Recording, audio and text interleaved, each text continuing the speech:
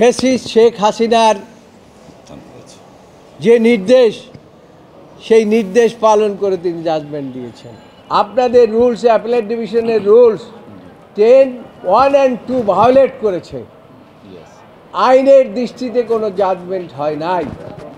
রিটায়ারমেন্টে গিয়েছে।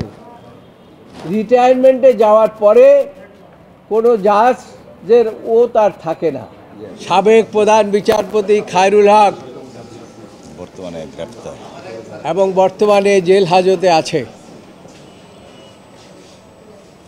তিনি একটি জাজমেন্ট দিয়ে, যে জাজমেন্টটা নোন অ্যাজ 13 অ্যামেন্ডমেন্ট জাজমেন্ট, এই জাজমেন্টের মাধ্যমে তিনি এই দেশের গণতন্ত্র ধ্বংস করেছেন, এই দেশে একটা ফ্যাসিস্টিজম কায়েম করেছেন, এই দেশে তিনি এমনভাবে গণতন্ত্রকে হত্যা করেছেন অ্যাজিব ফ্যাসিস্ট শেখ হাসিনার যে নির্দেশ, সেই নির্দেশ পালন করে তিনি জাজমেন্ট দিয়েছেন। যেহেতু আইনের দৃষ্টিতে কোনো জাজমেন্ট হয় নাই, কাজে এই জাজমেন্ট লিভ দেওয়ার কোনো প্রশ্নই আসে না। কিভাবে ভায়োলেট করেছে সেটা আমরা এক্সপ্লেইন করেছি। কারণ প্রথম জাজমেন্ট দেওয়ার পরে আর এটা চেঞ্জ করতে হলে পরে রিভিউ করতে হয় অথবা পার্টিকে অবহিত করতে হয়, এই ক্ষেত্রে কিছুই করা হয়নি।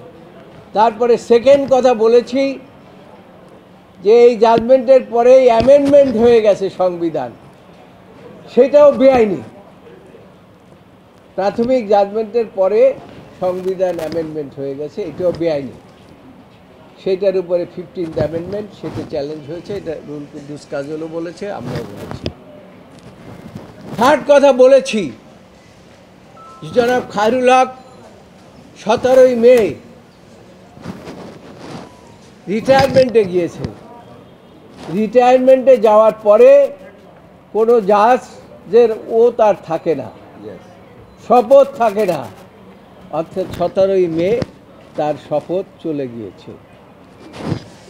এই শপথ চলে যাওয়া অবস্থায় কোনো জাজমেন্ট তিনি লিখতেও পারেন না, দিতেও পারেন না।